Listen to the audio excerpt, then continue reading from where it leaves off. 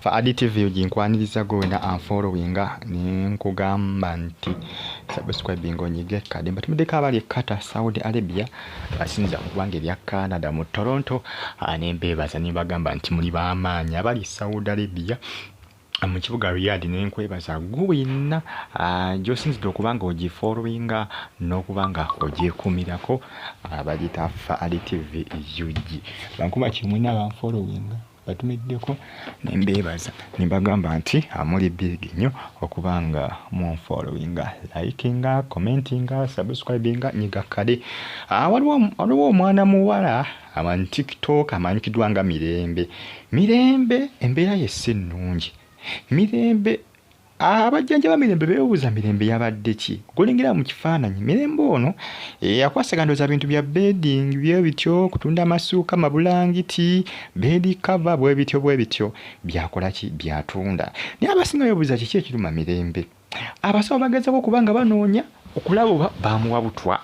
oba bamukola ki Mirembe alumizibwa mu lubuto awulira ekintu ekimunyoola ekimukolokoota naye abasawo bagezaako kubanga banoonya oba olyawo alina obutwa naye tebalaba butwa wadde n'akamu abasinga babiyingizaamu nga bagamba nti Mirembe yandibanga bamusindikidde eddogo Mirembe lyandibanga ddogo libakoze eki lyebamusindikidde nga erikola ki nga lirimuviirako okuba nti nno alumizibwa n'okubeera mu mbeera bweti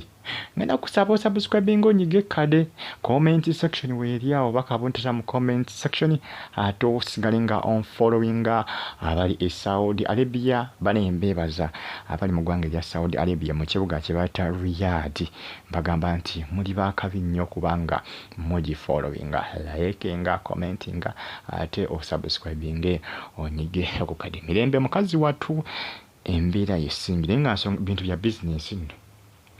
kubanga balumiza nti munnange bangi abazinga bamuweereza zi comment ku video ze abagamba nti bajja kumusiraanya amanya atera okukola obuvidiyo bwe n'abuteekayo ku social media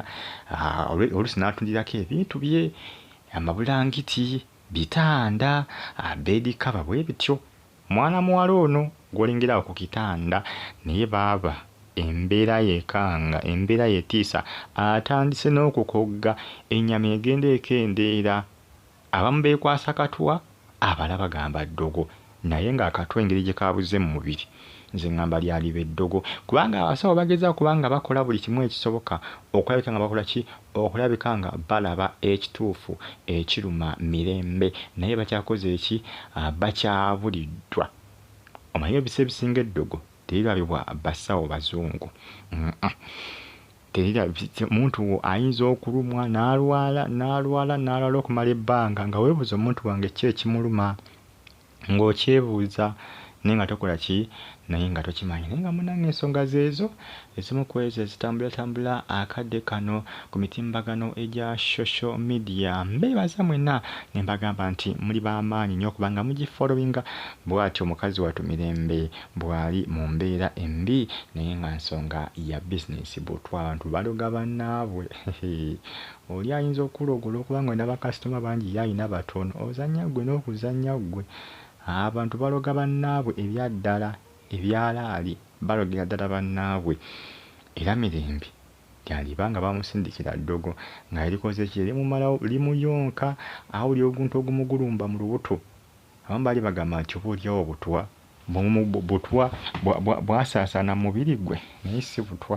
kubanga abasawo bandibadde balaba dda nti nno butwa oba olyawo bukola ki bwe buluma Mirembe abasinga bagamba nti ddogo bagamba nti oba olyawo abafamire ya Mirembe bagezeeko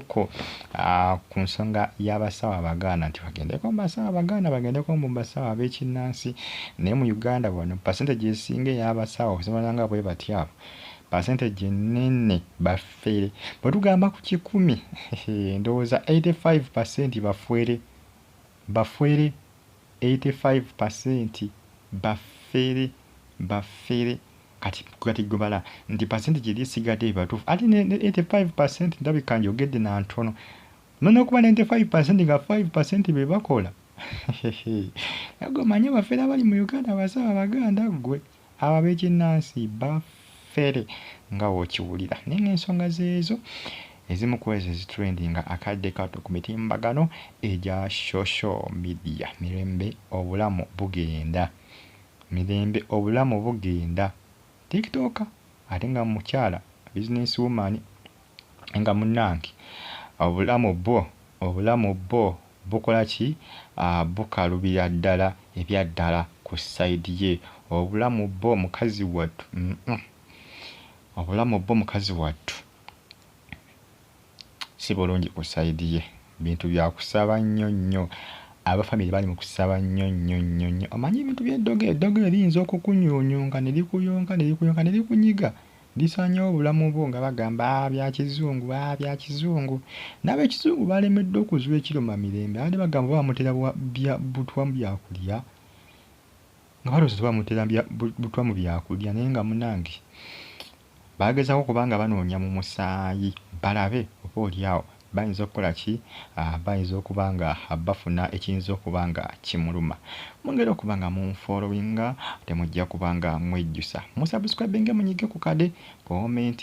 section weeri awo oba kabuntira mu comment section ate osigale nga ogifollowinga munange byebyo muko biri ku side ya mwana manyikiddwa nga mirembe business woman TikTok atunda bintu bya mu kisenge bwe bityo